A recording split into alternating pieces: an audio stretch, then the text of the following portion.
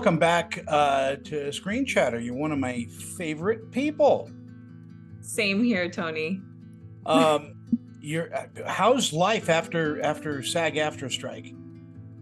I've been auditioning, and it's been really nice to be back. Just very happy about the new contract. Yeah, and happy to get back to work, I would imagine. Absolutely, yeah. We're going to talk about some of your projects coming up and some of your projects out. I want to start with Love by Design, which is such a cute film. Thank you. Working with Joey Lawrence, working with Dee Wallace and Eric Roberts. How was all that? Well, everyone you mentioned right there, unbelievable actors. So fun, brought so much to their characters, and just sorry, my dog is drinking water right next to me, so if you hear anything, that's my dog. First of all, Dee Wallace is an icon. She's incredible. So I was so honored just to be able to be in a movie with her, let alone be playing her daughter in the movie. It was just amazing. I learned so much from her, and she's also such a wonderful person. I have allergies. And I'll clean everything, and I'll dry clean that pillow. No, just don't come back. What? I wish for everything on my vision board to materialize in my life.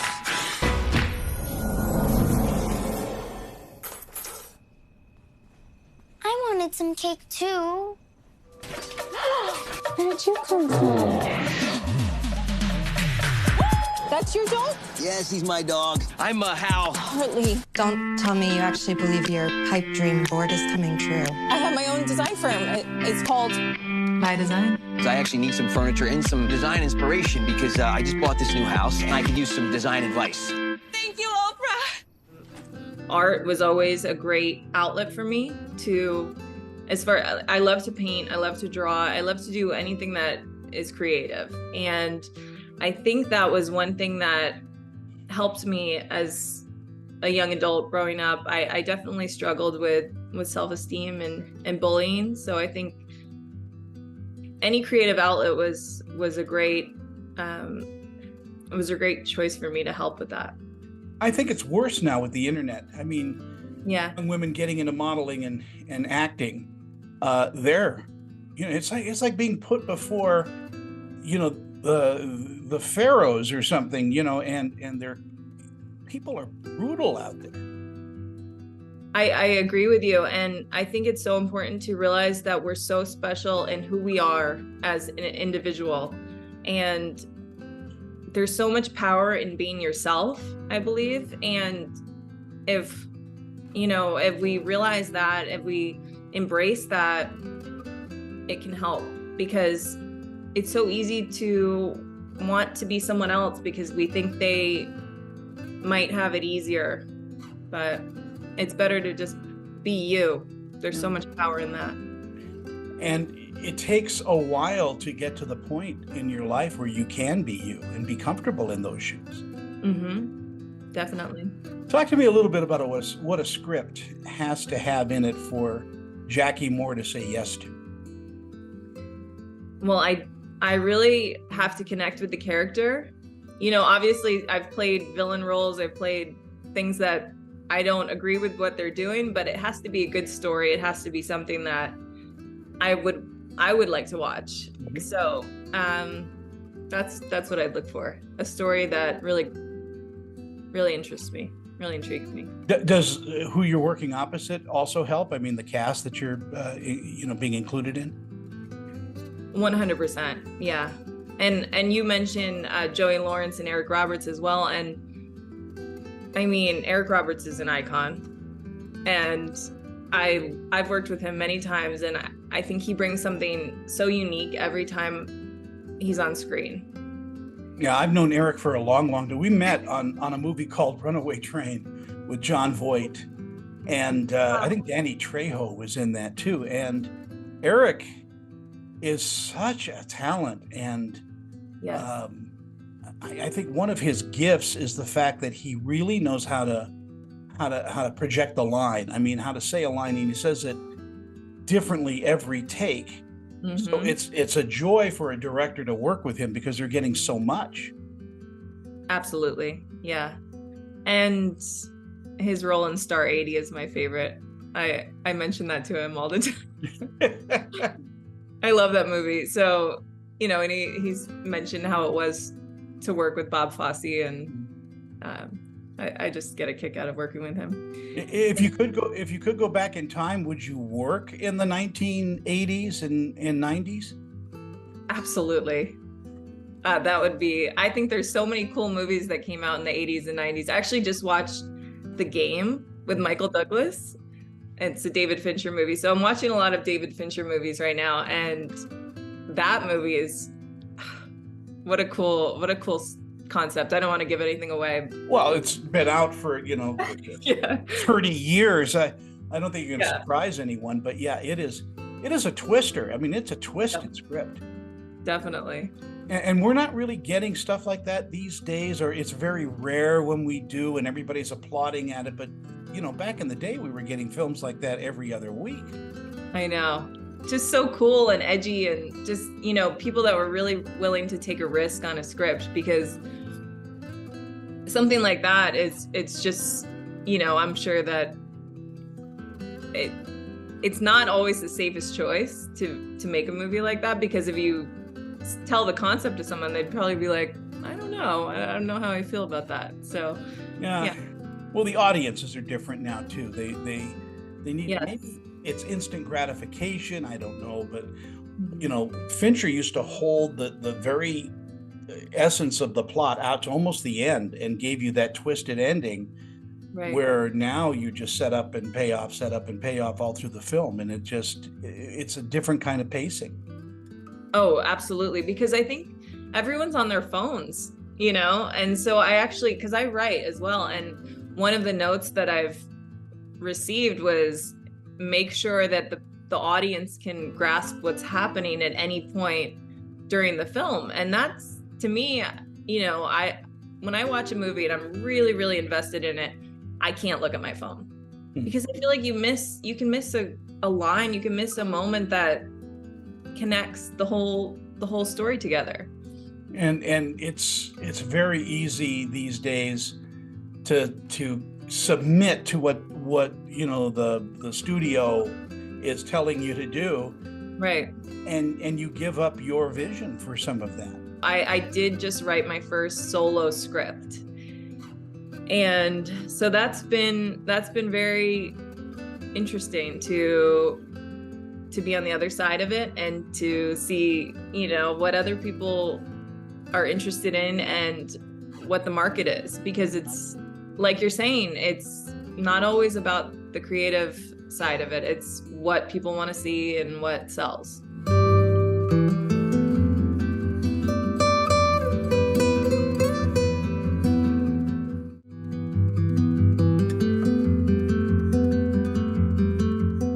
Will you be directing soon? I would love to. You have a project in mind? I'd love to direct the one I wrote. Well, then do it. That's all I can say, is I have no easy answer for that. Thank you. Yes. Well, that's been my goal since I was really, really little. I mean, the first job I ever, you know, when you're a kid and you say, oh, I want to be an astronaut, I want to be, you know, whatever. I said, I want to be a director. I want to direct movies. And I don't exactly know how that'll happen, but it's my goal. So tell me a little bit about this road you took, because you've done a lot of different things. First of all, what's the worst job you've ever had? You mean in acting or in anywhere? I mean, anywhere. Oh, I actually love every time I can work. I don't care if I'm working, you know, in high school, I worked at a pizza place. I absolutely love that. I probably ate way too much pizza, but, you know, I grew up in New Jersey, so it's a rite of passage to work at a pizza place. I think so. I did too. My worst job I ever had was I had to kill chickens for a big chicken company, and it was terrible. I couldn't do it. I lasted 3 days, and I couldn't do it anymore. No, that's so sad. I know. I'm so sad. Oh, you're so sweet. And I relate to that. I could never. Let's talk about charisma killers. Yes. You got to work with our sweet dear friend Vanessa in this. Vanessa Angel.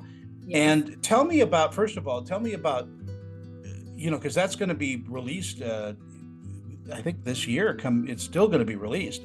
Tell me a little bit about that experience. Unfortunately, I didn't get to work with Vanessa as much as I would have liked to. We didn't really have any scenes together, but we really bonded on set and just immediately were like just soul sisters. It was really cool to talk to her, and she's an icon. I mean, she's a legend. And she's stunning and sweet and just an angel, which is, Yeah. She got the right, and that's her given name. I mean, that's her real name. Well, it fits her. She's awesome. And the script itself, what drew you to the character you played? I mean, the whole group that was involved was so cool and so unique, and the role that I played, Katana, was a chance for me to do some action, and I was really intrigued by that. And just the director, Michael, is a great person, and I was a little nervous about taking the role, but we had a great time. We all just bonded, and it was so fun. Do you like physical roles? I mean, are you athletic when you were growing up? Were you a tomboy? I was a gymnast, actually, so I really like, trying to do some stunts. I've definitely had people do stunts for me in movies, and one of them is coming out soon, and I can't say too much about that, but I give stunt performers so much credit because it is so difficult. And that's one of the things in the contract and with AI, and there's so many people that do these incredible stunts, and I just don't feel like that can be duplicated with artificial intelligence. I feel like in the movie The Killer with Michael Fassbender, right, that stunt scene was the most unbelievable scene I've ever seen. The fight scene, I mean. Yeah, I think there should be a category in the Academy Awards for stunts. I don't know why there isn't. There should be. Because those guys risk their lives. Some of them have died on set, and it seems like we just gloss over, well, he's a stuntman, but I mean, that's a particular kind of training that not everybody quite understands. It's so incredibly difficult, and it's an art, and I definitely can't say that I'm up to any level of stunt performing, but I try to do the best I can, but yeah. But you were a dancer. I mean, you know how to move, you know how to choreograph, and that's partly doing fight scenes is all choreography. Rhythms and cadences have got to help you in your characters. Yes, but it's something that it doesn't come naturally to me.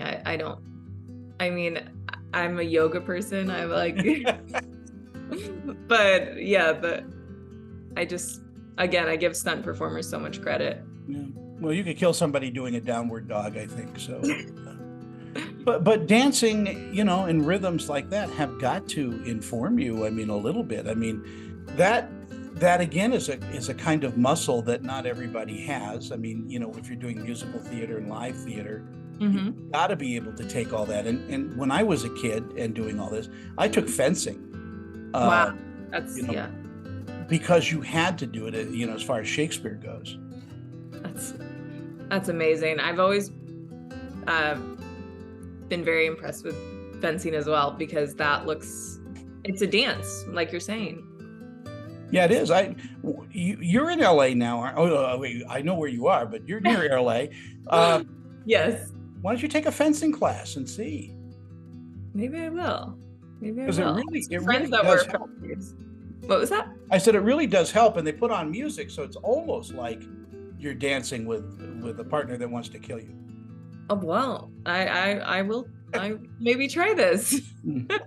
You have worked with Louise Linton too, a good friend of mine. Yes. The movie Out of Hand. Yes. She's an amazing person. Love You know, talking. she's kind of come into her own with acting and all that. She's wanted to do it for such a long time, but she's done so many other things, and she is absolutely a brilliant woman, and produces movies. What was it like meeting her?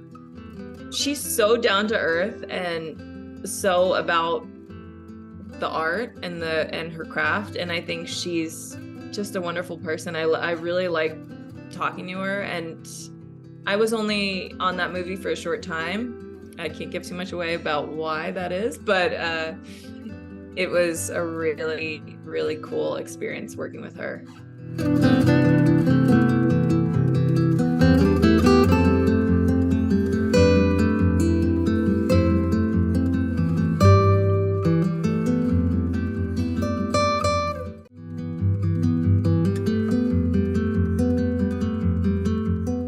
You spoke about being a screenwriter and writing, and is that a kind of a lonely job? I mean, do you have to sit and wall yourself in and just start typing, or do you bounce things off of friends and people you love? Well, I work with my co-writer James a lot, and so we actually work on Zoom just like this, and we write a whole movie together. And then it actually was the reason why I wrote my own script, because I was like, you know what, I'm gonna try to do this on my own and see what happens. But I think when you're writing, it's actually not lonely, because I think the characters come to life, and it's almost as if you just get so engrossed in the story that it's like another world. It's almost like a video game to me. Interesting. Yeah, it's like you're part of a whole nother environment, world, and that you've created. So it literally takes you out of this world and puts you into the world of you're making up a world as you go on, as you go forth. Absolutely. And it's cool because it's all whatever you want it to be. So you can create, if your character is wants to do something, you can write that. It's just, the possibilities are endless. And I think that's the coolest part about writing. And obviously I'm very new to it, but I love it. We just finished a movie that I helped write, and it was, I have no hair for a reason. It gets real, like the fifth or sixth rewrite, you're just going, what am I doing? But it really turns out, and once you see your words being uttered by, actors, it's just an amazing feeling. Oh my gosh, I can't wait for that. And you'll have it too. What was that? I said, you'll have that too, because you're brilliant. There, I said it. Thank you, Tony. And I'm sure that was, first of all, I can't wait to see your movie. I'm very excited about that. And I know Vanessa was in the film as well, so. Yeah. She was. We had Corin Nemec in it, Glenn Morshower. I don't know if you know Glenn or not, but we had a fun cast, and we had worked through the actors' strike. We had an interim agreement, and it wasn't as easy as people say. Believe me, it was dealing with unions, dealing with everything. It's not like making a film when you were a kid, Yeah. So I'm always wondering about, how people are affected by all of this, because, well, this is a long-winded question, but, when you get back to work after being gone for a long time, I mean, you feel like you're on eggshells, don't you? Absolutely. I feel that it's always an honor to have any job, especially, I just feel so grateful anytime that I'm given an opportunity to create something. But as far as being on eggshells, I think if I thought about it too much, I would get in my own way. So I think you just have to look at it like, I'm here for a reason. I'm doing this because this is what I love, and I'm given this great opportunity, and hope for the best. Just let it kind of be what it is, Other than, doing what you do, what else? What are your hobbies? I don't think I've ever asked you. Do you cook? Do you love traveling? Is Jackie Moore into? Absolutely love to cook. And I know you love to cook too. I So do. did you cook Thanksgiving dinner? I did 2 turkeys. Boy, Wow. and one was in the oven, one was on the grill. We smoked a turkey, and by far the smoked turkey was so much better. And it was we had like 30 people over for Thanksgiving. It was a madhouse here. How about you? When the Moore family gets together, is it a big thing? Actually, I was with my fiance's family, so they kind of did their own thing in New Jersey, and I'm here in California. And I didn't cook as much this year, but they requested I make pumpkin cheesecake, and I made Brussels sprouts. They like my pumpkin cheesecake, so you know. I'm a pumpkin pie kind of guy. Oh yeah, it's a very secret recipe. Okay, well then I won't. Send it over. I won't ask.